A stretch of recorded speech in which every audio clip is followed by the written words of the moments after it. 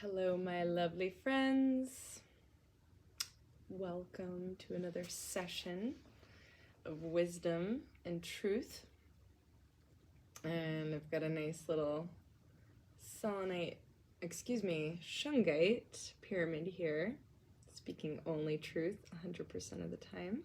I've got my selenite here, so I do have selenite, but this here is a lovely little shungite pyramid, and just speaking with my friend Scott about building the spaceship, the first of many, but the bottom design of the spaceship will be a pyramid going into the Earth at the 777 Starship property in Dunedin, and it will be a perfect vessel for a Therapy, which many of you are already familiar with, this incredible technology that utilizes the Planck formula, the Planck fire formula, discovered by the amazing Dan Winter, a fleet commander in his own right, as we're all traveling in our spaceships through the galaxy on this spaceship of Earth.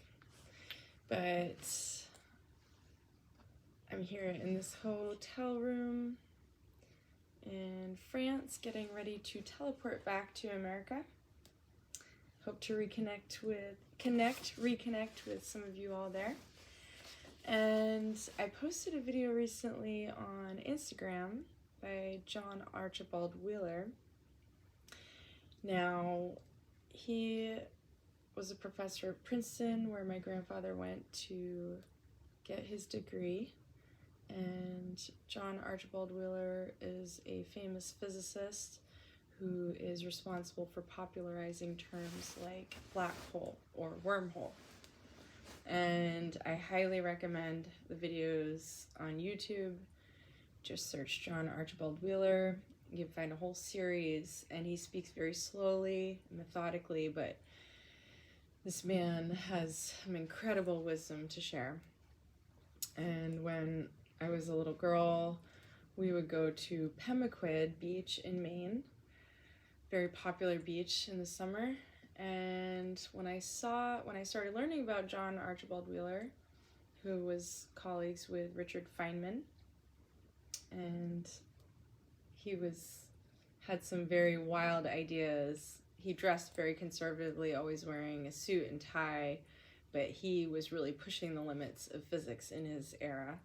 Whereas Richard Feynman was more of the hippie playing drums, and he was the one that was more conservative in his approach with physics. So they had a very interesting dynamic, and this duo, they really worked together well with helping each other open their minds in different, unique ways.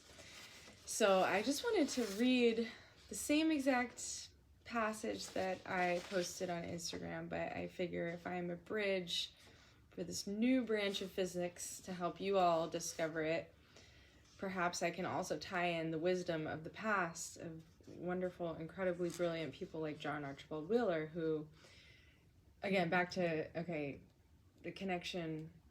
When I started learning about him and I found out he summered in Maine, he had a cottage. And the location on the island where he summered, I want to say it was Brookhaven. I'm blanking on the name right now, but it's shaped like a lobster. The island is shaped like a lobster, literally, and anyone who knows Maine at all knows that it's famous for its lobsters. So I thought that was intriguing, first of all. But second of all, when I looked at the town where I was born, Winslow, which is like win slow, because I like to win slow over a long period of time. It's all about the larger vision. When I looked at the location of the town where I was born, it's directly above the town where John Archibald Wheeler had his summer cottage, and he would go and sit, and he would just sit, and maybe in a meditative state, and he would ponder these wonderful, incredible physics ideas, and he would allow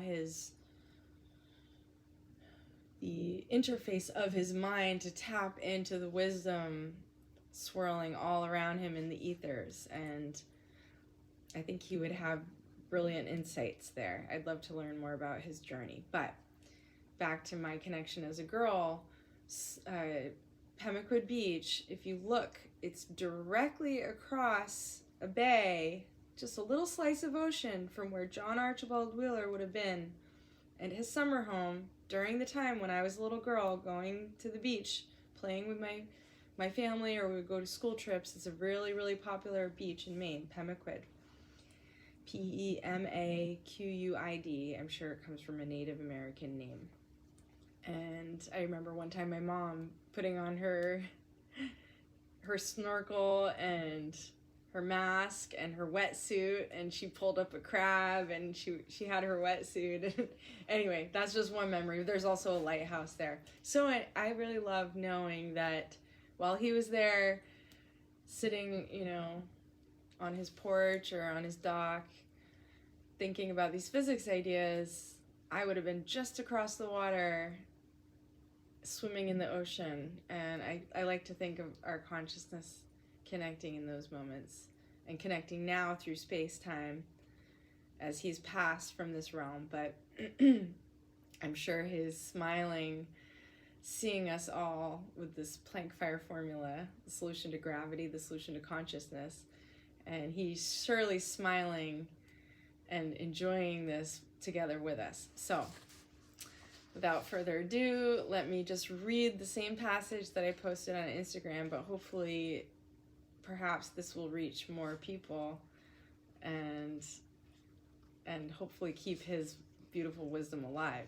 He's incredible, made incredible contributions to the science that governs our comprehension of the science that governs our reality. So, one of the most remarkable features of nature is that a quantum can pursue two different routes through two different slits and come together and manifests itself as a single quantum.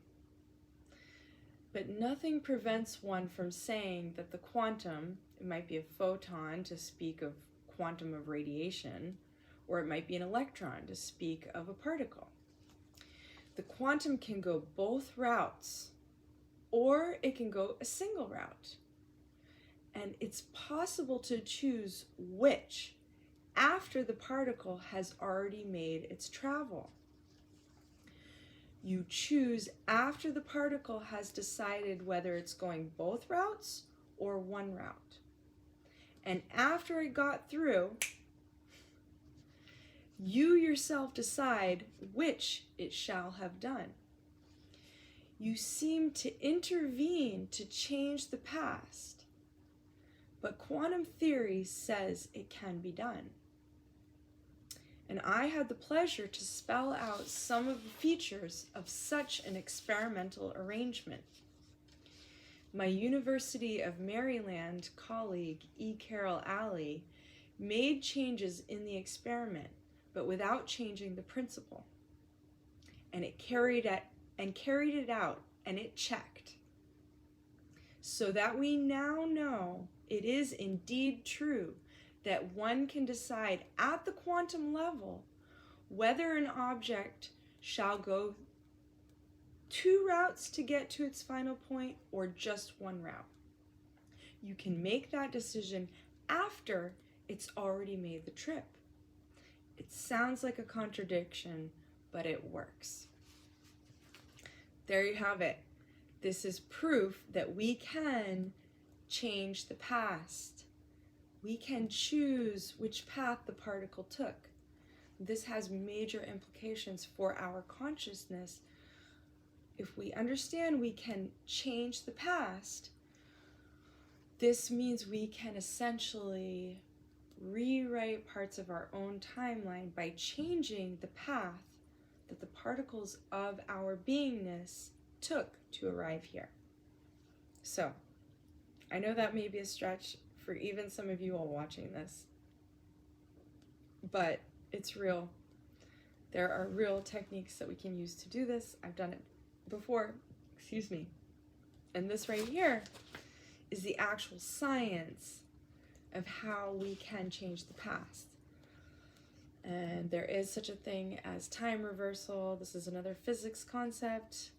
By studying the physics, the science, for the especially for the people that have a hard time with spiritual woo, we can look at the science to understand on a quantum level how this all works. Okay, so that was it. I've got a lot to do to prepare for my journey across the pond. Looking forward to seeing some of you all very soon. And much love as always.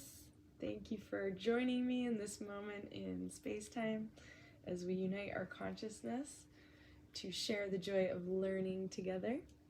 And I very much appreciate that you were willing to join me in this journey, in this moment. Okay, love you all very much. Talk to you later. Bye.